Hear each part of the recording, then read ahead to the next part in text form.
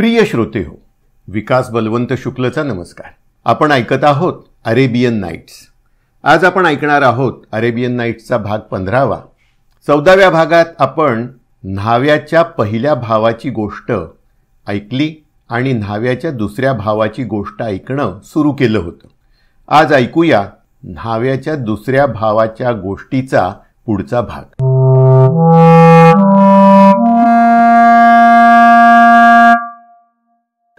थोडी आधीची लिंक लावतो, कारण तो म्हातारा मनुष्य मोठा मांत्रिक होता. त्याने पूर्वी माझ्या भावाचे डोळे भारून त्यास जसे पानांच्या तुकड्यांचे नाणे करून दाखविले, तसेच त्याने आपल्या मंत्र सामर्थ्याने त्या सर्व लोकांचे डोळे भारल्यामुळे खरे बकरे असतानाही ते सर्वांना माणूस दिसू लागले.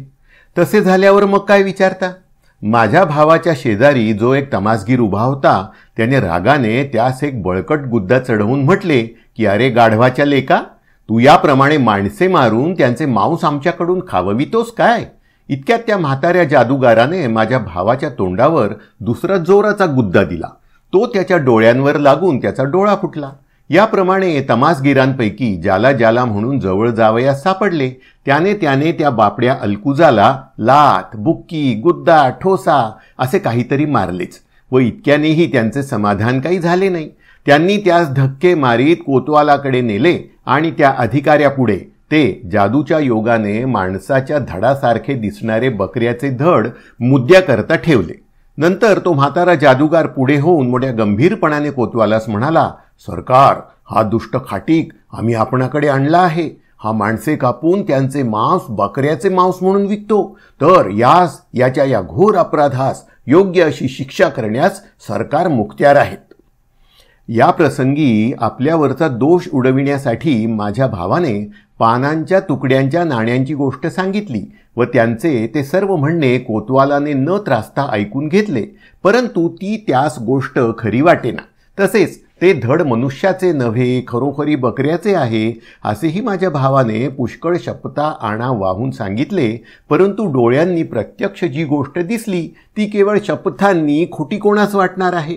शेवटी माझ्या भावावर तो गुन्हा शाबीत होऊन त्यास 500 फटके मारण्याचा कोतवालाने हुकूम केला. ते झाल्यावर त्याची सर्व मालमत्ता जप्त करून सरकारात घेतली व त्यास उंटावर बसवून साऱ्या शहरात त्याची 3 दिवस धिंड काढली आणि त्यास गावाबाहेर हाकून दिले. न्हावी म्हणतो, महाराज, माझ्या दुसऱ्या भावावर जेव्हा हा गजब गुदरला त्यावेळेस मी बगदाद येथे नव्हतो.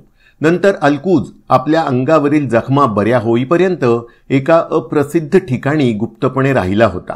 फटके मुख्यत्वे करून त्याच्या पाठीवर फार बसल्यामुळे तेथे त्यास फार मोठी जखम झाली होती. पुढे बरा झाल्यावर तो मुसाफरी करू लागला. तो रात्रीचा व अप्रसिद्ध रस्त्यांनी चालत असे, कारण त्यास ओळखीचे लोक भेटण्याची लाज व भीती वाटे. नंतर तो फिरत फिरत एका अपरिचित गावी आला. तेथे एक बिऱ्हाड घेऊन काही दिवस राहिला. तो घरातून बहुत करून बाहेर पडतच नसे, परंतु काही वेळाने त्यास एकटा बसण्याचा कंटाळा आल्यामुळे तो एक दिवस गावाच्या बाहेरील वाडीत रपेट करीत असता एकाएकी मोठा गोंगाट त्याचे कानी आला आणि पाहतो तो किती एक घोडेस्वार त्याच्या मागून दौडत येत आहेत असे त्याने पाहिले. त्या बापड्यावर हकनाहक तोहमत येऊन फार पीडा झाली होती व तिच्या योगाने तो अगदी वेडावून गेला होता व त्यास जो तो आपला वैरी आहे व आपला घात करू इच्छित आहे असे भासत होते. त्यामुळे ते घोडेस्वार आपणासच पकडण्याकरता येत आहेत अशी भ्रांती होऊन तो त्या वेळेस एका मोठ्या वाड्याजवळ उभा होता. त्या वाड्याचे दार उघडून भयाने आत शिरला आणि दार बंद करून पुढे चौकात जात आहे. तो एकाएकी त्या वाड्यातील 2 चाकरांनी त्याच्या अंगावर येऊन त्याची गचांडी धरली आणि ते म्हणू लागले की, देवाने तुला बुद्धी देऊन आपल्याच पायांनी येथे चालत आणले, हे फार चांगले झाले. गेल्या 3 रात्री तू आम्हास फार त्रास दिला आहेस. आम्हास तुझ्या उपद्रवाने क्षणभर सुद्धा झोप मिळाली नाही. आम्ही सावध राहिलो म्हणूनच वाचलो, नाहीतर तू आमचा खचित जीव घेणार होतास. हे त्या चाकरांचे भाषण ऐकून अलकुजास फारच आश्चर्य वाटले. तो त्यास म्हणाला, अरे भल्या माणसांनो, तुम्ही काय बोलता हे मला खरोखरी काहीच कळत नाही. मला खचित वाटते की तुम्ही मला भलताच कोणी समजून भ्रांतीने असे बोलत आहात. चाकरांनी उत्तर केले, अरे आम्ही असल्या मानभावीपणाने फसणार नाही. तू व तुझे सोबती भले बिलंदर चोर आहा हे आम्ही पुरेच जाणत आहो. अरे दुष्टा, आमच्या धन्याचे सर्व लुटून नेऊन त्यास भिकारी करून टाकलेस, तरी तुझे समाधान झाले नाही, तर त्याचा जीव सुद्धा घ्यावयास पाहत होतास. बरे, काल रात्री आमच्या हातून निसटून पळालास तेव्हा तुझ्या हाती सुरा होता. तो सुरा तुझ्याजवळ आहे की नाही पाहू दे बरे. तू चोर नाही म्हणतोस ते. असे बोलून ते त्याचा झाडा घेऊ लागले व त्याच्या खिशात जो सुरा होता तो काढून मोठ्या आवेशाने ओरडून ते म्हणाले, अरे चोरा, एवढा ढळढळीत मुद्दा जवळ असून मी चोर नाही म्हणतोस? केवढे रे तुझे काळीज. तुला वाटते काय आम्ही बोळ्याने दूध पितो? माझा भाऊ त्यांच्या भाषणाचा मोठा विस्मय करून म्हणाला, अरे वा, एकूण काय, जवळ सुरा असला म्हणजे खात्रीने मनुष्य चोर झाला. अरे भल्या माणसांनो, अंमळ शांत व्हा आणि मी माझी हकीकत सांगतो ती ऐका. माझे दुःख ऐकून दगडाला देखील अश्रू फुटतील. मग तुम्ही तर माणसेच आहात. परंतु त्यांनी त्याच्या बोलण्याकडे काडी मात्र लक्ष न देता त्यास बडवावयास आरंभ केला. त्यांनी त्याचा अंगरखा फाडून काढला आणि त्याच्या पाठीवर कोरडे मारल्याचे वण पाहून ते त्यास म्हणाले, अरे लुच्चा, तुझ्या पाठीवर कोरड्यांनी मारल्याचे इतके व्रण असून मी साव आहे असे आम्हास भासवू पाहतोस काय? काय हो निर्लज्ज हा. असे म्हणून त्यांनी त्यावर पहिल्यापेक्षा जास्त लाथाबुक्क्यांचा वर्षाव चालवला. माझा भाऊ त्या वेदनांनी कळवळून आपणाशी म्हणाला की असे काय मोठे पातक मजपासून झाले असेल कोण जाणे, की ज्याच्या योगाने मला एक विनाकारण शिक्षा होऊन मी सर्वस्वास मुकलो आणि त्यास फार दिवस लोटले नाहीत, तो पुन्हा तसाच प्रसंग गुदरला. केवढा हतभागी मी, मला मरण काय येत नाही. त्या दोघा चाकरांनी माझ्या भावाच्या शोकाकडे लक्ष न देता त्यास त्या गावच्या कोतवालाकडे नेले आणि हा चोर आमच्या धन्याच्या घरात शिरत असता यास पकडून आणले आहे म्हणून सांगितले. कोतवाल माझ्या भावास दटावून म्हणाला की अरे, तू लोकांच्या घरात घुसतोस व सुरा हाती घेऊन त्यांच्या पाठीस लागतोस. इतका धीट तू कशाने रे झालास? तुला काय सरकारचे भय अगदीच वाटत नाही? माझ्या भावाने पराकाष्ठेच्या दीनस्वराने उत्तर केले की महाराज, मी अगदी निरपराधी आहे. हे लोक भ्रांतीने मला भलताच मनुष्य समजून माझ्यावर हा आळ घेत आहेत. सरकारांनी मेहरबानी करून मी आपली हकीकत सांगतो ती ऐकून घ्यावी आणि नंतर काय करणे ते करावे, नाहीतर मोठा अन्याय होऊन मज गरिबाचा सर्वथैव घात होईल. महाराज, मजसारखा दयेस पात्र दुसरा मनुष्य या साऱ्या दुनियेत सापडणे कठीण आहे. इतक्यात त्या चाकरांपैकी एक जण पुढे होऊन कोतवालास म्हणाला, महाराज, दुसऱ्या लोकांच्या घरात घुसून त्यास लुटणाऱ्या व त्यांचा जीव घेणाऱ्या अशा चोराच्या पोकळ भाकड कथा आपण क्षणभर सुद्धा ऐकू नयेत. आम्ही म्हणतो ते आपणास खरे वाटत नसल्यास आपण स्वतः या मनुष्याची पाठ पाहावी, म्हणजे हा कोणत्या प्रकारचा असावा हे आपणास चांगले समजून येईल. असे त्याने म्हणताच शिपायांनी माझ्या भावाच्या अंगावरील पांघरून काढून त्याची पाठ मोकळी केली आणि कोतवालास तीवरील व्रण दाखवले. ते पाहताच हा खराब चालीचा मनुष्य आहे अशी कोतवालाची खात्री होऊन त्याने त्यास तेथल्या तेथे 100 फटके मारण्याचा हुकूम केला. विशेष काही एक चौकशी केली नाही. नंतर त्याने आपल्या शिपायास हुकूम केला की यास उंटावर बसवून सगळा दिवसभर गावातून याची धिंड काढा व दवंडी चोहीकडे फिरवा की दुसऱ्याच्या घरात जबरीने जे शिरतात त्यास सरकार याप्रमाणे शिक्षा करते. मग त्याची धिंड काढल्यावर कोतवालाच्या शिपायांनी त्यास गावाबाहेर नेले आणि सांगितले की खबरदार, पुन्हा गावात आलास तर यापेक्षा मोठी शिक्षा पावशील. याप्रमाणे दुसऱ्यांदा त्याची अशी विनाकारण फजिती झाल्यानंतर त्याची बातमी मला लागली. मग मी मोठ्या प्रयासाने त्यास शोधून गुप्तपणे बगदादला आणले आणि माझ्या हातून होण्यासारखा त्याचा समाचार घेतला. न्हावी सांगतो, महाराज, ही गोष्ट ऐकून मुस्तानसर पातशहा पूर्वीच्या गोष्टी ऐकून हसला तसा हसला नाही, कारण तो पातशहा मोठा कनवाळू होता. त्यास त्या बापड्या अलकुजाची दया आली. नंतर त्याने मला आणखी काही बक्षीस देऊन माझी रवानगी करण्याविषयी आपल्या चाकरास हुकूम केला. परंतु त्यांनी तसे करण्याच्या पूर्वीच मी पातशहास म्हणालो की सद्धर्म पालक, दुनियाचे पोशिंदे, महाराज, या आपल्या दासाला म्हणजे मला फार बोलण्याचा कंटाळा आहे हे आपल्या ध्यानात येऊन चुकलेच असेल. मी आपल्या तोंडाने सांगावे असे नाही, पण ज्या अर्थी सरकारांनी मेहरबानी करून इतक्या 4 गोष्टी या बंद्याच्या तोंडून ऐकून घेतल्या, त्या अर्थी राहिलेल्या माझ्या 2 भावांच्या गोष्टी ऐकाव्याच. त्याही पहिल्याप्रमाणे आपणास मनोरंजन अशी माझी खात्री आहे. 6ही गोष्टी ऐकणे झाल्यावर मर्जीस आल्यास सरकारांनी त्या लिहवून आपल्या संग्रहास राखाव्या. त्या राखण्यासारख्या खचितच आहेत. हे माझे भाषण ऐकून पातशहा हसला, मात्र त्याने उत्तर काही एक केले नाही. त्यावरून त्याची परवानगी आहे असे समजून मी आपल्या तिसऱ्या भावाची गोष्ट चालू केली. न्हाव्याच्या तिसऱ्या भावाची गोष्ट. महाराज, माझ्या तिसऱ्या भावाचे नाव अलनास्कर.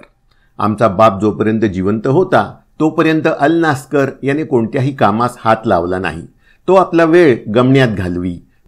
तो असा बेशरम होता की त्याने दररोज संध्याकाळी बापाजवळून पैसे मागून घ्यावे आणि त्यावर दुसरे दिवशी निर्वाह करावा. पण आपल्या पोटाचा सुद्धा धंदा करू नये. पुढे आमचा बाप पुष्कळ म्हातारा होऊन मेला. त्यावेळेस त्याच्याजवळ 700 रुपये राहिले होते. ते आम्ही 7 जणांनी वाटून घेतल्यामुळे एकेकास 100 रुपये मिळाले. अलनास्कर याच्यापाशी इतका पैसा पूर्वी कधीच आला नव्हता. त्यामुळे त्या पैशाचे काय करावे हे त्यास सुचेना.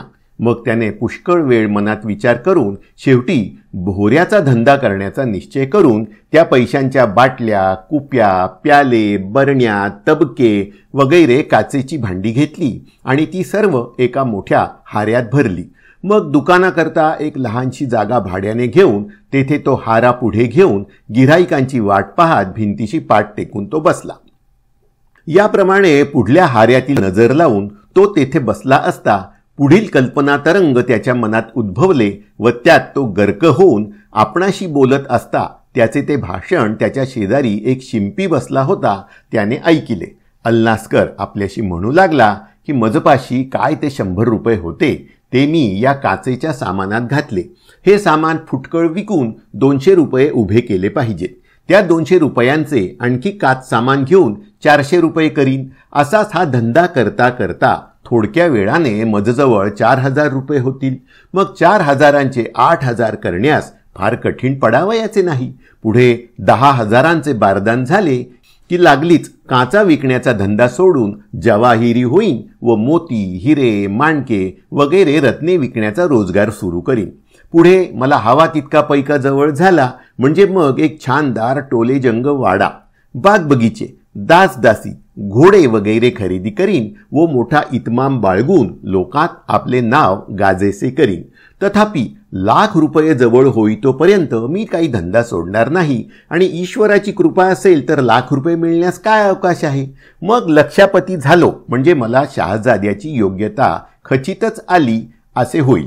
नंतर मला मुख्य वजीराच्या कन्येला मागणी घालण्यास काही हरकत राहणार नाही. मग मी मुख्य प्रधानास असे कळवीन की तुमची कन्या मोठी सुंदर, शहाणी व अनेक उत्तम गुणांनी युक्त आहे. अशी तिची कीर्ती पुष्कळ दिवस आमच्या कानांवर असल्यामुळे तिला वरण्याची आमची मर्जी आहे. तर तुम्ही ही मागणी मान्य कराल तर लग्नाचे दिवशीच आम्ही तिला स्त्रीधनार्थ 1000 मोहरा देऊ. हे बोलणे मुख्य प्रधानास नाकबूल होण्याचा संभव दिसत नाही. परंतु कदाचित मूर्खपणाने किंवा उर्मटपणाने तो जर तसे करीलच तर मी त्याचे वाड्यात शिरून तिला त्याच्या देखत जबरीने घरी घेऊन येईन. मी एवढा श्रीमंत झाल्यावर माझ्या पुढे त्या बापड्याचे काय चालणार आहे. प्रधान कन्येशी लग्न लावल्यावर तिच्या सेवेकरता मी 10 चांगल्या हुशार दासी तिला घेऊन देईन. शहाजाद्यासारखा उत्तम पोशाख करून उत्तम प्रकारच्या अरबी घोड्यावर बसून शहरात मोठ्या डौलाने फिरत जाईन. घोड्यावरचे जीन रुपयाचे करून ते भरगच्ची कापडाने मढवीन व त्यास ठिकठिकाणी हिरे मोती लावीन.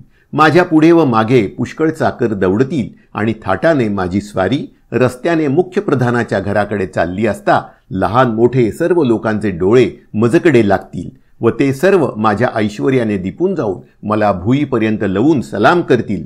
मुख्य प्रधानाच्या घराजवळ घोड्यावरून उतरून मी पायऱ्यांवरून चढत असता दुतर्फा माझे चाकर उभे राहतील. मी आल्याची बातमी समजताच मुख्य वजीर दरवाजाशी सामोरा येऊन मोठ्या अदबीने माझा हात धरून मला दिवाणखान्यात नेईल आणि मुख्य ठिकाणी मला बसवून आपण लीनता दाखविण्याकरता माझ्या पुढे बसेल.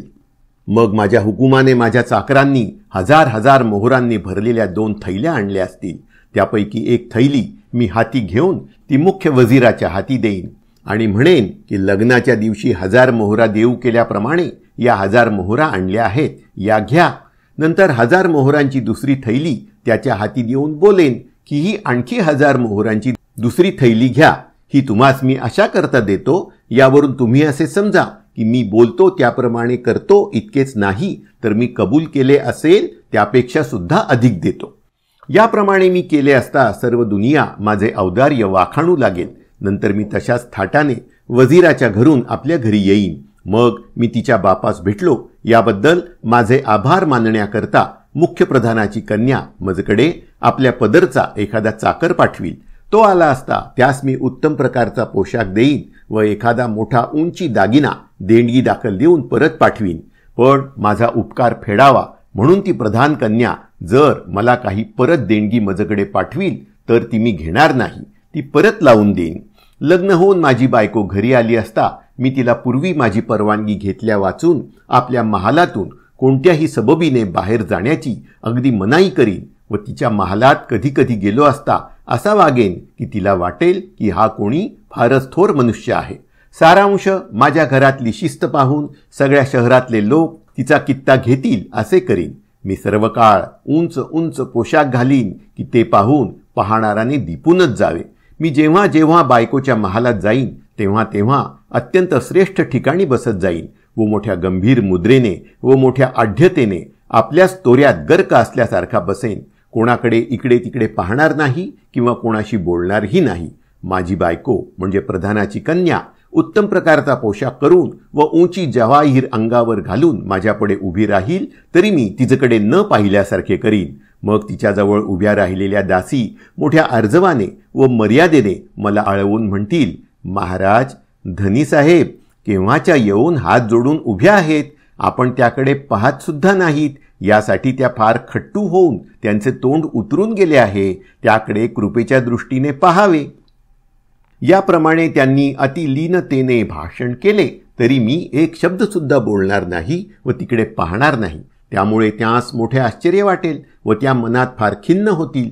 मग त्या माझ्या पायास लागून नाना प्रकारे मला विनवू लागतील व दया करा म्हणतील. याप्रमाणे पुष्कळ त्यांनी केले म्हणजे मी कंटाळल्यासारखे करून डोके वर उचलीन व प्रधान कन्येकडे पाहून नाक मुरडून पुन्हा मुखस्तंभ होऊन दिमाखाने मिशांवर हात फिरवीत बसेन.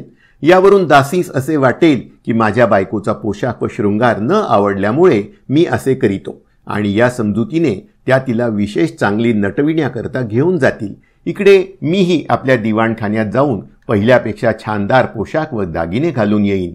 नंतर माझ्या बायकोस दासींनी अधिक सजवून आणले तरी मी खुश झाल्यासारखे दाखविणार नाही. मग त्या पुन्हा माझ्या पायांवर लोळण घेऊन पहिल्याप्रमाणे माझी पुन्हा खुशामत करू लागतील.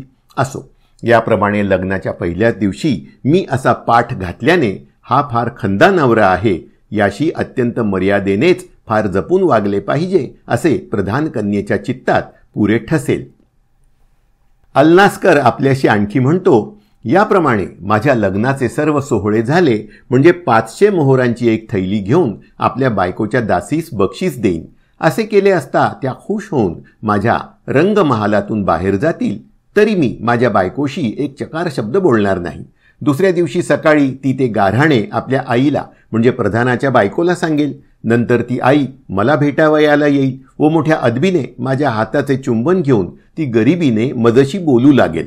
अहो जावई बुवा असे फार सलगीचे संबोधन केल्यास यास राग येईल अशी भीती तिला वाटून अहो महाराज असे संबोधन करून ती मला म्हणेल की माझ्या पोरीची आपण हेळसांड करू नये असे माझे आपणापाशी पदर पसरून मागणे आहे. महाराज, मी आपणास खात्रीने सांगते की तिचे पंचप्राण आपल्या पायांपाशी आहेत. याप्रमाणे अत्यंत मर्यादेने व गरिबीने सासूने विनवणी केली तरी मी तीशी एक अक्षर सुद्धा न बोलता तसाच फुगून बसेल.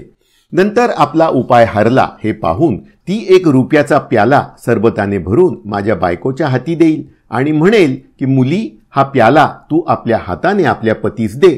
तेव्हा ती मद्याचा प्याला माझ्या तोंडाशी आणील. मग तसे तिने केले असता तिच्या वटवटीने कंटाळल्यासारखे करून मी पराकाष्ठेचा रागावलो आहे असे दाखवून डोळे खूप वटारून तिच्याकडे पाहीन व तिच्या गालावर एक चांगली चपराक देईन व जोराने अशी तिला लाथ मारीन की ती कोलांट्या खात पलंगापासून दूर जाऊन मूर्छित पडेल. अल्नास्कर या मनोराज्यात इतका निमग्न होऊन गेला होता की त्यास आपण वास्तविक कोठे आहो याचे भान राहिले नाही. त्यास वाटले की प्रधान कन्या खरोखरच आपली विनवणी करीत आहे आणि त्या आवेशात त्याने त्या मनोराज्यातील प्रधान कन्येस मारण्याकरता जी लाथ झाडली ती त्याच्या काच सामानाच्या हाऱ्यावर बसून तो हारा पालथा होऊन त्यातील सर्व कुप्या वगैरे फुटून त्यांचे तुकडे तुकडे झाले. त्याच्या शेजारच्या दुकानात एक शिंपी बसला होता. तो हे सर्व भाषण ऐकत होता. तो शिंपी याने लाथेने हारा लवंडून दिला हे पाहून मोठ्याने हसू लागला आणि म्हणाला, अरे निर्दया दुष्टा, आपल्या अल्पवयी निरपराधी बायकोस उगीचच्या उगीच पीडा करण्यास तुला लाज वाटत नाही? मूर्खा, असल्या सुंदर तरुण स्त्रीस रडताना पाहून ज्या तुझे अंतःकरण द्रवले नाही तो तू खरोखर पाषाण हृदय होय. अरे मी जर तुझा सासरा म्हणजे मुख्य वजीर असतो तर असल्या निर्दयाला तुला 500 फटके मारून तुझी सगळ्या शहरातून धिंड काढली असती. हे त्या शिंप्याचे भाषण ऐकून व काचांचा खळखळाट ऐकून अलनास्कर शुद्धीवर आला आणि आपल्या स्वतःच्या गर्वाने आपला सर्वस्वी नाश झाला हे पाहून दुःखाने आपला ऊर बडवू लागला व केस तोडू लागला. आणि त्याने एवढ्या मोठ्याने रडण्यास आरंभ केला की त्याचा आक्रोश ऐकून भोवतालचे दुकानदार काय झाले म्हणून पाहावयास तेथे जमले. ही गोष्ट सुमारे दुपारच्या वेळी घडली. त्या दिवशी शुक्रवार असल्यामुळे रस्त्याने नेहमीपेक्षा अधिक लोक मशिदीत नमाज पढण्यात जाण्याकरता चालले होते. त्यांनी या दुकानी गर्दी पाहून तेही काय आहे हे पाहावयास येथे गोळा झाले. त्या समाजात कोणास त्या अलनास्कराची दया आली व कितीएक त्याचा मूर्खपणा पाहून हसू लागले. असो, याप्रमाणे त्याचा सर्व माल फुटून गेल्यामुळे अलनास्करच्या अंगातली मात्र गुरमी अगदी उतरून गेली. मग तो दीनस्वराने विलाप करीत बसला असता त्या वाटेने एक श्रीमंत स्त्री घोड्यावर बसून चालली होती. तिने आपला घोडा थांबवून आपल्या चाकराकडून तो इतका आक्रोश का करीत आहे म्हणून शोध करविला. त्यावेळी तेथे जमलेल्या माणसांनी तिला सांगितले की बाईसाहेब, या गरीब मनुष्याजवळ जे थोडेसे द्रव्य होते ते सर्व खर्चून त्याने हे काचेचे सामान उदीम करण्याकरता घेतले होते व ते पाटी खाली पडून फुटून गेले. त्यामुळे हा बापडा आता पुढे पोट कसे भरावे त्याच्या फिकिरीत पडून शोक करीत आहे. ती हकीकत ऐकून त्या बाईस त्याची करुणा आली आणि तिने आपल्या एका चाकरास हुकूम केला की अरे, तुझ्यापाशी जी मोहरांची थैली आहे ती या गरीब मनुष्यास दे. त्या थैलीत 500 मोहरा होत्या. त्या मिळताच अलनास्करात जो हर्ष झाला तो सांगण्याची सोय नाही. या आनंदाने तो हर्षवायू होऊन मरतो की काय असे भोवतालच्या लोकांस वाटले. त्याने त्या बाईस हजारो आशीर्वाद दिले. मग त्या दुकानाचे त्यास काही काम नसल्यामुळे ते बंद करून तो घरी आला. त्या दिवशी अकल्पित त्याचे दैव उघडून त्याजवळ इतका पैसा आला याबद्दल तो विचार करीत बसला असता त्याच्या दरवाजावर कोणी थाप मारताना त्याने ऐकले. मग कोण आहे दाराशी म्हणून त्याने विचारले असता मी म्हणून उत्तर आले. त्या स्वरावरून कोणी स्त्री आहे असे समजल्यावरून त्याने उठून दार उघडले. त्यावेळेस दाराशी एक स्त्री आली होती. ती त्यास म्हणाली, बाबा, देशील तर तुझपाशी मला एक मागणे आहे. आता नमाज पडण्याचा समय झाला आहे व हातपाय धुवावयाला थोडे पाणी देशील तर मी नमाज पढेन आणि मग घरी जाईन. इतकेच माझे तुझ्याजवळ मागणे आहे.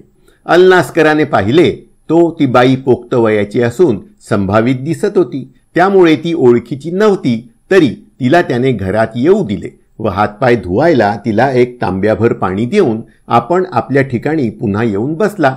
त्यास त्या दिवशी मोहरा मिळाल्या होत्या त्याचा त्यास फार मोठा चमत्कार वाटला होता व दुसरी काही एक गोष्ट सुचत नव्हती. मग त्याने त्या मोहरा थैलीतून काढून एका कंबर खिशात एक एक मोजून भरल्या. इकडे त्या बाईचा नमाज आटपल्यावर ती त्याजवळ आली आणि तिने 2 वेळा त्याच्या पायावर डोके ठेवून त्यास पुष्कळ दुवा दिला व त्याचे भारी उपकार मानले. त्या बाईच्या अंगावरील कपडे फार गलिच्छ होते. त्यावरून व ती त्याच्या पाया पडली त्यावरून ही काही धर्म मागते असे वाटून तो तीस 2 मोहरा देऊ लागला. परंतु ते पाहताच ती बाई रागावल्यासारखे करून मागे हटली आणि त्यास म्हणाली, याचा अर्थ हा काय? तुम्ही मला भिकारीण समजता की काय? तुम्ही त्या मोहरा आपल्याजवळ ठेवा. मी तुमच्या घरी भीक मागावयास नाही आले. माझी धनीन या शहरात राहते. तिच्याजवळ मी असते. ती इतकी श्रीमंत आहे की तिच्या कृपेने मला कोणत्याही गोष्टीची वानवा नाही. अलनास्कराच्या अंगी तादृश्य धूर्तता नसल्यामुळे त्यास त्या ढोंगीबाईने ठकविण्याकरता केलेला कावा उमगला नाही. मग ती खरे बोलते असे समजून तो तिला विचारू लागला की तुझी धनीण माझ्या दृष्टीस पडेल काय? तिने उत्तर केले, होय, तुमची फारच इच्छा असल्यास तुम्हास ती दाखवीन व मी मनावर घेतले तर तिच्याशी तुमचे लग्न सुद्धा करून देईन. मग तुम्हास सुरेख बायको व मोठी दौलत एकदम मिळेल. तर मर्जी असल्यास आपल्या मोहरा घेऊन चला मज बरोबर. उशीर तरी कशास पाहिजे? आत्ताच्या आत्ताच तुमची दोघांची गाठ घालून देते. मग एकाएकी पुष्कळ द्रव्य मिळाले व एकाएकी अकल्पित रीतीने उत्तम स्त्रीही प्राप्त होण्याचा चांगला रंग दिसू लागला असे पाहून अल्नास्कर हर्षाने अगदी वेडा होऊन गेला. त्यास विचार म्हणून अगदी राहिला नाही. मग मोहरांचा कसा कमरेस बांधून तो त्या म्हातारी मागे चालता झाला.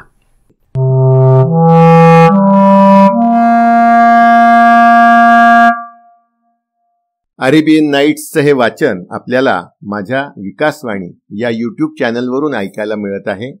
आपणास हे अभिवाचन कसे वाटले हे अवश्य कळवा. आपल्या प्रतिक्रिया व्हिडिओ खाली कमेंट करून किंवा मला व्हॉट्सअपवर कमेंट पाठवून कळवाव्या ही नम्र विनंती. आणि अशीच माझी अन्य अभिवाचने आपणास ऐकावयाची असल्यास कृपा करून माझ्या विकासवाणी या यूट्यूब चॅनलला सबस्क्राईब करा आणि हे अभिवाचन आपल्या सर्व मित्रमंडळींपर्यंत विशेषतः लहान मुलांना ऐकायला पाठवा. कारण सध्याची मुलं ही या जुन्या कथा ऐकत नाहीत, वाचन करत नाहीत.